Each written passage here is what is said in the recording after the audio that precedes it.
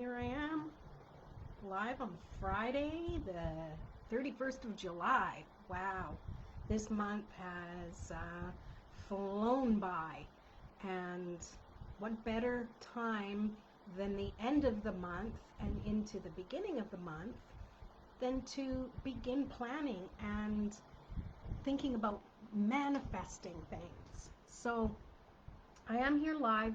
It's 3:40 p.m. Pacific. I'm in my office. It's super hot. I have the fans blowing. So if you can hear that background noise, I apologize, but it's necessary because I can't be outside. It's noisy out there too. So what I wanted to talk today about was this concept of manifesting things and the difference between deep versus wide, or getting deep into the details of things versus going wide, broad spectrum overview of things. So I wrote a few notes just to kind of help me out. So let's talk first about going deep. So getting into the minutia of, the details, which, some of the pluses are that it helps you to visualize and it helps you get excited about things, because that's a core component to manifesting things. It's not just saying, oh, I want to be more successful.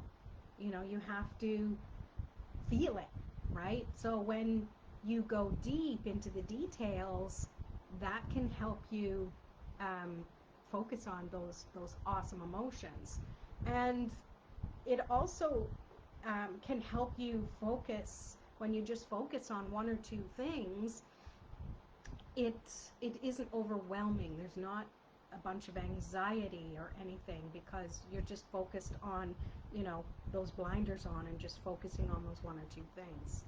So, and this is great when you are trying to get into the emotion of manifesting, because it really lets you see those details and visualize them and think about them so that you get excited, because details, they're more tangible, right? Or you can see them or smell them or taste them, or, when you're manifesting things and, doing meditation on it, that's the best way to get in the moment of it, right?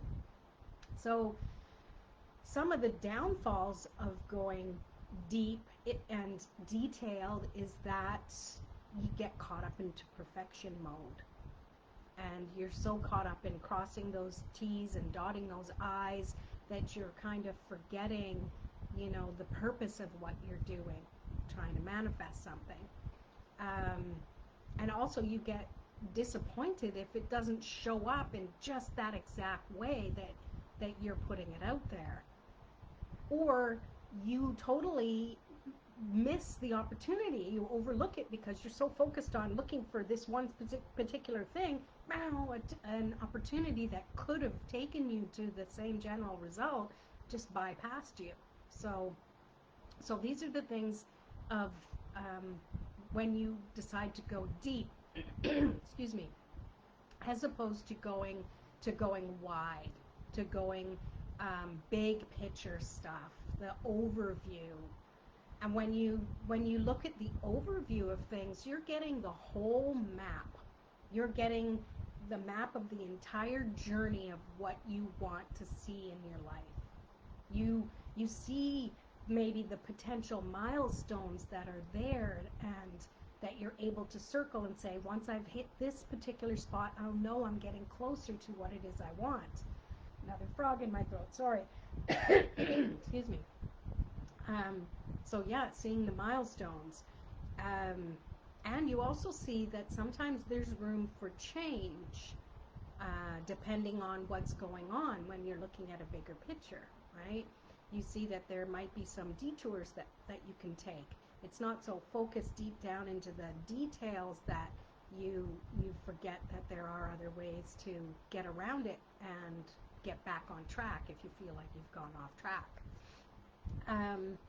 So some of the things that are negative for going wide or big picture is that it gets overwhelming. There's just too much.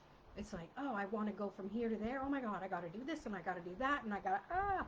So if it's too much to do something like that, then going wide isn't going to be for you. And another thing is that it's not detailed enough. So it's too vague. You can't get into the emotion of things because it's just too vague. And it's hard to take baby steps towards things when you don't have enough details or know where to go. And then lastly, it's that it's not realistic. It's too lofty. And it's like, well, if it's not realistic, you're not going to be emotionally connected to it. So that's the difference between going deep and going wide, and there are places for both of them when you want to manifest things. When you want to get excited and feel what it feels like, that's when you want to get into the details.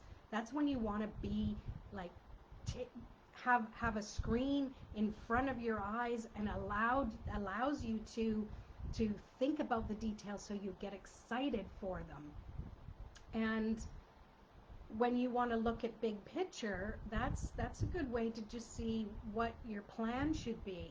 When you view back on the big picture of things, you can see where you need to maybe make some action. You can see where you should um, plan things on your calendar of what you want to do. And one of the best ways to do that is to reverse engineer it. If you have a specific time, date that you want to have completed something or have something in your life, mark that on the calendar and then backtrack on what you need to accomplish prior to it in order to get where you need to be.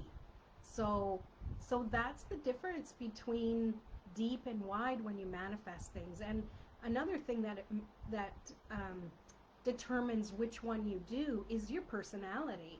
Are you someone who's very perfection oriented? If so, you probably don't want to go deep into the details. You probably want to be more bigger picture, so there's room for you to not be so micromanaging things. And if you're someone who procrastinates, maybe going wide and having the big picture isn't good enough for you. Maybe my suggestion about reverse engineering things from the point that you want to have accomplished it and moving backwards into the steps is a good way. Or it's to just focus on the details. What can I do today to move me forward to my goal? What can I do next week? And then write these things down, mark them in your calendar. If it's not in your calendar, it's not going to happen. Even with normal little things, you have to allow yourself to take yourself seriously, because only you really know your personality. You know the ins and outs. You know the things you'd get away with when no one else is needing to watch. So by knowing yourself so well, you can decide whether you go deep or wide when you want to manifest. And actually, it's usually a combination of both. It depends when and where. Now, the cool thing is, I'm starting in September, Infinite Possibilities for Introverts. We are going to go deep and wide into how to shift into the proper manifesting mode so you can create the life of your dreams.